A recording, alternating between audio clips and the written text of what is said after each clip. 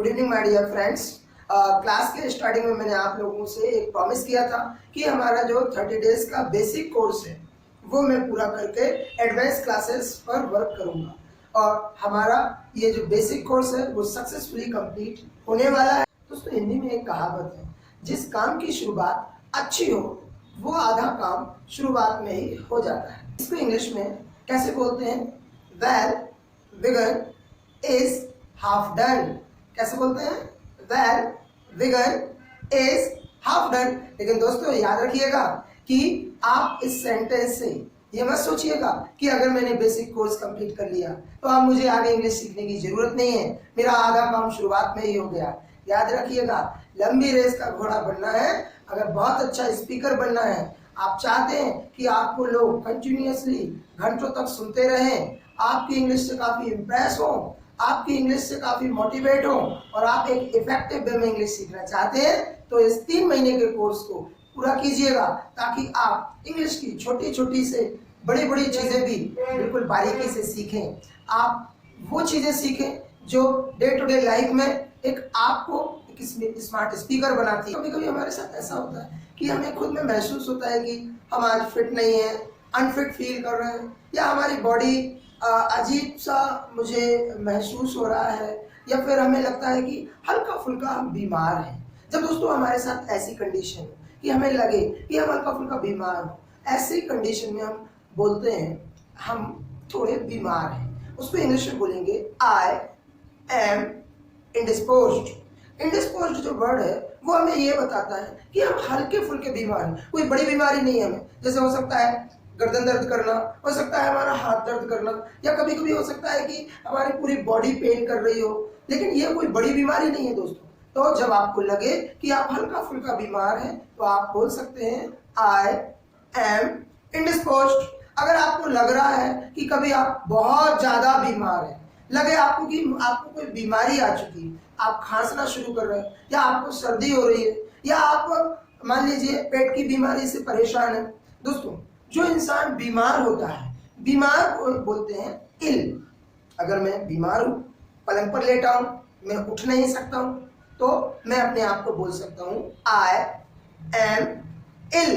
अगर मान लीजिए आप मेरे पापा के बारे में जानना चाहते हैं कि मेरे पापा कैसे हैं, अभी अगर मैं बताऊं मेरे पापा को एक्चुअली 2 दिन पहले पैर में चोट आ गई और वो थोड़ा सा बुखार आने के कारण बीमार हो गए हैं और वो पलंग पर लेटे हुए। अगर मुझे ये बोला मेरे पापा बीमार हैं तो मैं कैसे बोलूंगा? अब पापा थर्ड पर्सन है तो मैं सिंपल बोलूंगा इंग्लिश ही। और ही के साथ दोस्तों आपको मालूम है हम किस वर्ड का यूज करते हैं, किस हेल्पिंग वर्ब का यूज करते हैं? इज। तो यहाँ पर मैं बोलूंगा ही इज इल। लेकिन दोस्तों आपको एक बात और मालूम होगा कि बीमार होने के लिए बहुत सारे वर्ड्स हैं। एक कॉमन वर्ड और काफी पॉपुलर वर्ड है जिसका नाम है सिक। आजकल हम जब भी कभी बीमार होते हैं या हम सुनते हैं कि वो बीमार है या डॉक्टर कहता है कि इनको कोई बीमारी, तो वो अक्सर ये कॉमन वर्ड यूज करते हैं सिक। लेकिन याद रखिएगा, सिक एक ऐसा वर्ड है जिसके साथ हम एक खास प्रीपोजिशन का यूज करते हैं। जब भी दोस्तों हम सिक का यूज करें उसके साथ हमेशा ऑफ का यूज करें, और ऑफ के बाद जो भी बीमारी हो या जिस बीमारी से परेशान हो उस बीमारी का नाम बोलते हैं। अगर हम बुखार से पीड़ित हो, बुखार को इंग्लिश में बोलते हैं फीवर। क्या बोलते हैं?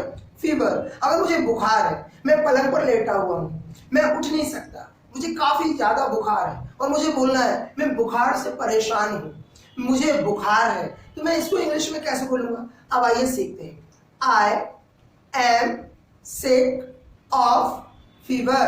अब यहाँ पर दोस्तों मैंने सिक वर्ड यूज किया, लेकिन सिक के साथ उसका एक जो प्रीपोजिशन वर्ड है ऑफ, उसको यूज किया, और ऑफ के बाद मैंने यहाँ पर जिस बीमारी से मैं पीड़ित हूँ या जिस बीमारी से मैं जूझ रहा हूँ मैंने उस बीमारी का नाम लगाया। यहाँ पर मैं फीवर की बात कर रहा हूँ, तो मैं फीवर से परेशान हूँ, मुझे फीवर है, मुझे बोलना है, तो मैंने कैसे बोला इंग्लिश में? आई एम सिक ऑफ फीवर। अगर मुझे यही बात पापा के लिए बोलना है कि मेरे पापा को बुखार है, मेरे पापा बीमार है, तो मुझे बोलना है, तो मैं कैसे बोलूंगा?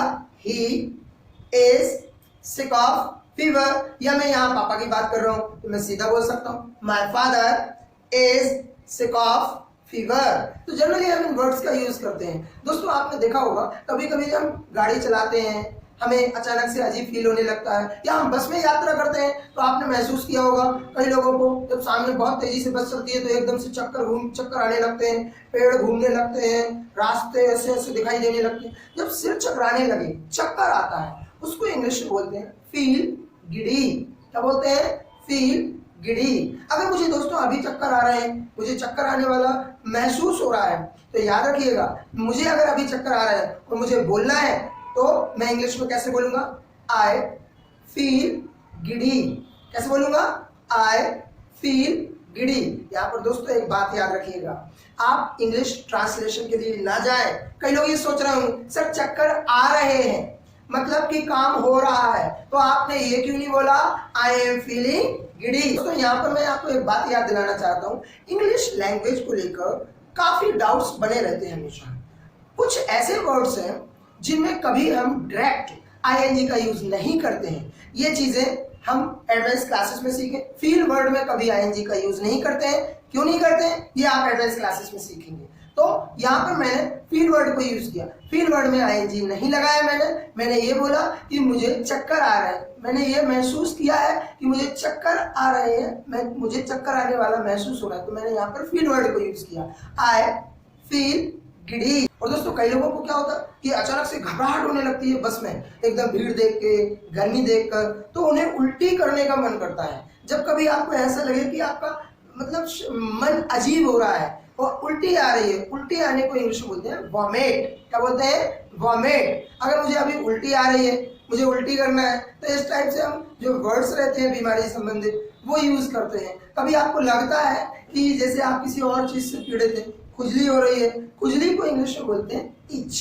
क्या बोलते हैं? इच। और कभी अगर जैसे आपको लग रहा है कि आप पेट से संबंधित किसी बीमारी से पीड़ित हैं, पेट में जो दर्द होता है डियर, उसको बोलते हैं स्टमक एक। क्या बोलते हैं? स्टमक एक। और कभी अगर पीठ दर्द करने लगती है, कई लोगों की पीठ में अगर दर्द होता है तो जो पीठ दर्द होता है उसको बोलते हैं बैक एक। क्या बोलते हैं? बैक एक। और दोस्तों अगर सिर में दर्द होने लगे, सिर चकराने लगे, सिर दर्द करने लगे आपको, तो उसको बोलते हैं हेडेक। क्या बोलते हैं? हेडेक। और कभी कभी जैसे मीठा खा लेते हैं या हमारे जो दांत कमजोर होते हैं, ठंडा गर्म पी लेते हैं हम कुछ, तो दांत दर्द करने लगते हैं। या कभी कभी हमारे दांत में दर्द होने लगता है। वो क्यों होता है? क्योंकि हमारे दांत में कुछ प्रॉब्लम्स आ जाती हैं। तो जब दांत में दर्द हो उसको इंग्लिश में बोलते हैं टूथ एक। क्या बोलते हैं? टूथ एक। दोस्तों आपने देखा होगा कई लोगों को जब वो गरम गरम चीजें अपने हाथ से बनाते हैं, जैसे लड्डू हुए या कोई और चीज, या कोई जैसे गरम गरम चीजें पकड़ लेते हैं, या गर्म पानी हाथ पे आ जाता है, या ऑयल आ जाता है, तो आपने देखा होगा हाथ में ये फोले पड़ने लगते हैं। जो हाथ की स्किन पर फोले पड़ते हैं उनको बोलते हैं बॉयज। क्या बोलते हैं? बॉयज। और जो हमारे पैर के नीचे तलवे रहते हैं, हमारे पैर जब हम बिना चप्पल के चलते हैं या कभी कभी नए जूते या चप्पल पहनते हैं, तो आपने देखा होगा वो काटने लगते हैं और वो फोला बन जाता है, वहां पर पानी भरने लगता है उसमें। तो जो नीचे पैर के फोले पड़ने लगते हैं उनको बोलते हैं ब्लिस्टर्स। क्या बोलते हैं? ब्लिस्टर्स। दोस्तों घर पर जो अच्छी अच्छी डिशेस बनती हैं, लेकिन कभी कभी हम मुंह में छाले की वजह से या छाले की बीमारी की वजह से हम उनको खा नहीं पाते हैं, अच्छे से एंजॉय नहीं कर पाते हैं किसी भी डिश को। जो मुंह में छाले होते हैं उसको इंग्लिश में बोलते हैं अल्सर। अगर मेरे मुंह में, जीभ में अभी छाले हैं, तो मैं अगर छालों से परेशान हूँ और मुझे बोलना है कि मैं छालों से बहुत परेशान हूँ, तो मैं कैसे बोलूंगा? आई एम सिक ऑफ अल्सर। कैसे बोलूंगा? आई एम सिक ऑफ अल्सर। दोस्तों एक बीमारी और है, कभी कभी हम जब गाना गाते हैं या कभी कभी जैसे हम किसी चीज को फॉलो करते हैं, रैली में जल्दी जल्दी नारे लगाते हैं, तेज आवाज में बोलते हैं, तो कभी कभी ये गला क्या है, सही से काम नहीं करता है, बैठ जाता है, इसकी आवाज एक घोड़ों की तरह निकलने लगती है। तो जो हमारा गला बैठ जाता है, गला बैठने की जो बीमारी है उसको बोलते हैं हॉर्सनेस। क्या बोलते हैं? हॉर्सनेस। जब आप ठीक से बोल ना पाए या आप अपनी ओरिजिनल आवाज में ना बोल पाए तब ऐसा होता है। अगर मेरे गले में बीमारी है, गले में परेशानी है, तो मैं कह सकता हूं आई एम सिक ऑफ हॉर्सनेस। कैसे बोलूंगा मैं इसको? आई एम सिक ऑफ हॉर्सनेस। दोस्तों इन छोटी मोटी बीमारियों का इलाज तो हम घर पे ही कर लेते हैं, लेकिन कभी कभी क्या होता है कि घर की चीजें काम नहीं करती हैं, फिर हम डॉक्टर को दिखाने जाते हैं। और डॉक्टर को किसी बीमारी के लिए दिखाने जाना या उससे इलाज करवाने जाना, उसको इंग्लिश में बोलते हैं सी द डॉक्टर। क्या बोलते हैं? See the doctor. और डॉक्टर की शॉर्ट फॉर्म को इंग्लिश में बोलते हैं डॉक। तो पूरा जो वर्ड है उसको हम शॉर्ट में भी बोल सकते हैं, सी द डॉग। अगर आप डॉक्टर को दिखाने के लिए कभी जाएं तो आज से आप इसी वर्ड को यूज करें और बोलिएगा सी द डॉग, मतलब कि डॉक्टर को दिखाना। और जब हम डॉक्टर को दिखाने जाते हैं तो डॉक्टर हमें सलाह देता है गले से संबंधित, क्या करिएगा कि आप थोड़ा पानी को गर्म करें और गुनगुने पानी से आप कुल्ले करिएगा, ताकि आपका गला साफ हो जाएगा, उसको राहत मिलेगी।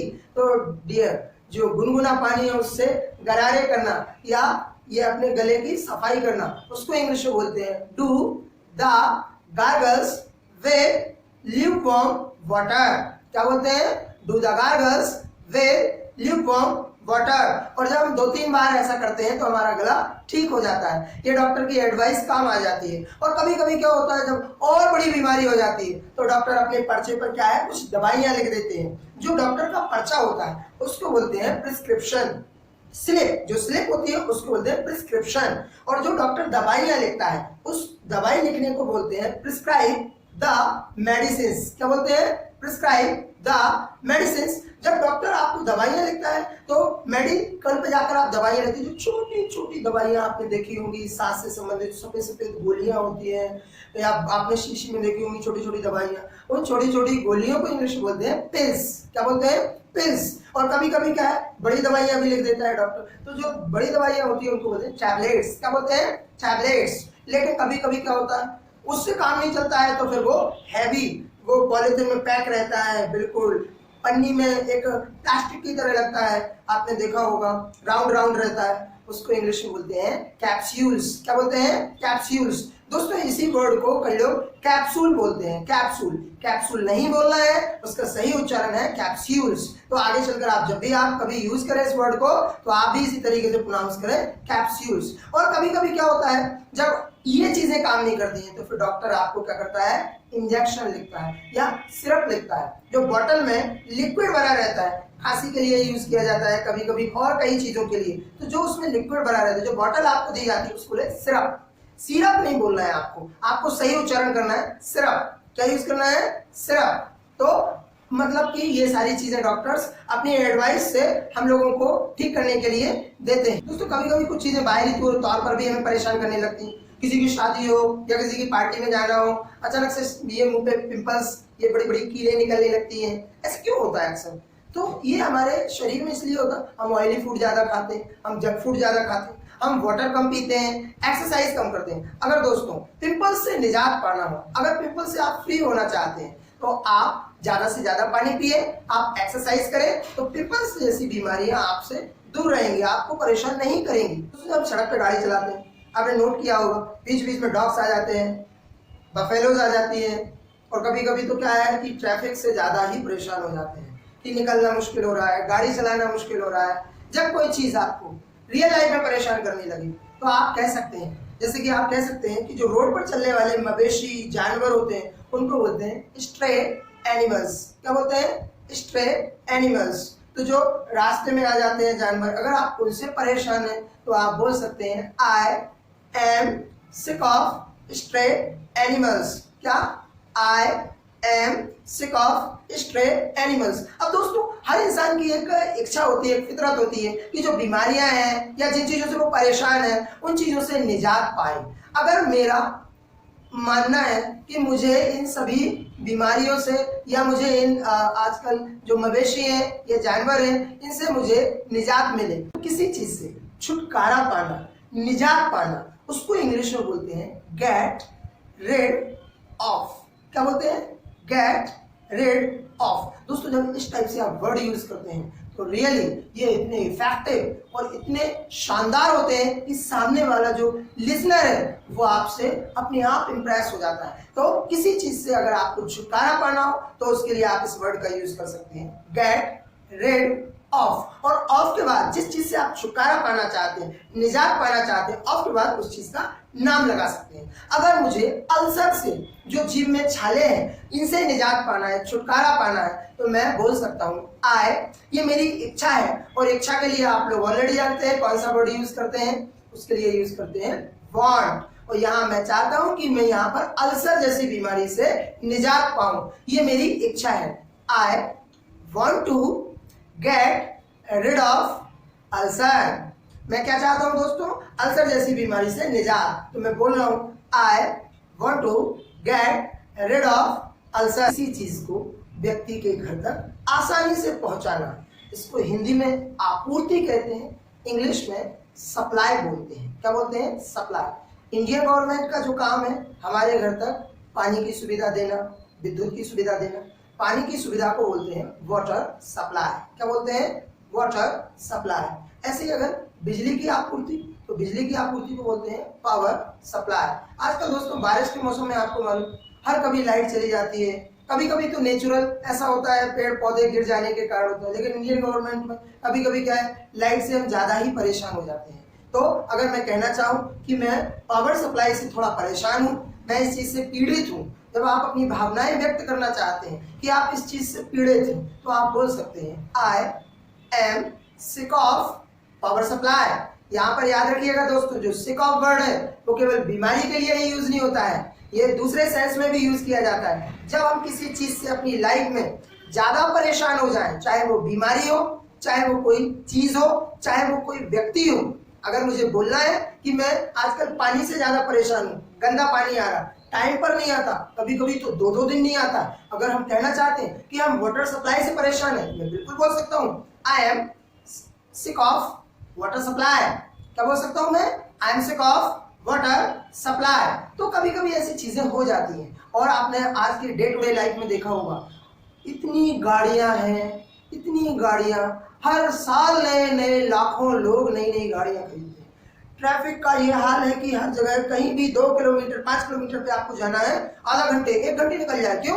जितनी आप गाड़ी चलाते हो उससे ज्यादा तो आप ट्रैफिक में फंसे हुए रहते हैं। अगर दोस्तों मैं ये कहना चाहूँ कि मैं ट्रैफिक से बहुत ज्यादा परेशान हूँ, तो मैं कैसे बोलूंगा इंग्लिश में? आई एम सिक ऑफ ट्रैफिक। क्या बोलूंगा? आई एम सिक ऑफ ट्रैफिक। दोस्तों अगर मुझे ये लाइन बोलना है कि ट्रैफिक से आप परेशान हैं, मैं ये कहना चाहता हूं, तो मैं इसी लाइन को किस तरीके से बोलूंगा? You are sick of traffic. कैसे बोलूंगा? You are sick of traffic. लेकिन दोस्तों अगर मुझे आपसे पूछना है कि आप ट्रैफिक से परेशान हैं, आप स्ट्रे एनिमल से परेशान हैं, आप वाटर सप्लाई से परेशान हैं, आप पावर सप्लाई से परेशान हैं, अगर इस टाइप से आप क्वेश्चन बनाना चाहते हैं तो आप बिल्कुल पूछ सकते हैं। आप कैसे पूछेंगे समझ लीजिएगा। आर यू, और उसके लिए बीमारी के लिए या पीड़ित के लिए आप किस वर्ड को यूज करेंगे? Sick of. तो अगर मुझे आपसे पूछना है कि अगर आप स्ट्रे एनिमल से परेशान हैं, तो मैं कैसे पूछूंगा आपसे? Are you sick of stray animals. दोस्तों अगर मैं पूछना चाहता हूं कि आप ट्रैफिक से परेशान या मोबाइल के नेटवर्क को लेकर परेशान है, और मुझे आपसे पूछना है कि आप मोबाइल के नेटवर्क से परेशान है क्या, तो मैं कैसे पूछूंगा? Are you sick of network. कैसे पूछूंगा? Are you sick of network. तो इसका आंसर आप अगर यस में देना चाहते, नो में देना चाहते, दोनों में आप दे सकते हैं। अगर आपका नेटवर्क बहुत अच्छा चल रहा, आप बिल्कुल परेशान नहीं, तो आप बोल सकते हैं no I am not sick of network. आपके यहाँ तो बहुत अच्छा नेटवर्क आता है, कोई प्रॉब्लम ही नहीं होती है, तो आपने बिल्कुल आंसर दिया कि मैं बिल्कुल परेशान नहीं हूँ। लेकिन अगर आप नेटवर्क से हकीकत में परेशान हैं, तो आप यस में आंसर दे सकते हैं, yes I am sick of network and I want to. अगर आप इससे निजात पाना चाहते हैं, छुटकारा पाना चाहते हैं, तो आप बोल सकते हैं I want to get rid of network. दोस्तों कभी कभी मोबाइल्स पे ऐसे फर्जी कॉल्स आते रहते हैं जिनसे हमारा कोई लेन देन नहीं है, या कभी हम उन चीजों को जानते नहीं है। ऐसे कॉल्स जो आपको लगे बकवास हैं, परेशान करते रहते हैं, फर्जी हैं, उनको इंग्लिश में बोलते हैं बोगस कॉल्स। क्या बोलते हैं? Bogus calls. दोस्तों मैं ही नहीं, आप ही नहीं, हमारे दोस्त ही नहीं, पड़ोसी ही नहीं, इन बोगस कॉल से हर इंसान परेशान है। अगर मैं ये कहना चाहता हूँ कि हर इंसान इन बोगस कॉल से परेशान है, तो इसको इंग्लिश में कैसे बोलेंगे? Everybody is sick of bogus calls. आए दिन 2 दिन 4 दिन में ये हमारे फोन पर आते रहते हैं। अगर मैं कहूँ कि मुझे इन बोगस कॉल से छुटकारा पाना चाहता हूँ, या मुझे इनसे निजात पाना है, तो मैं इंग्लिश में बोलूंगा I want to get rid of bogus calls. Thank you so much for watching this video.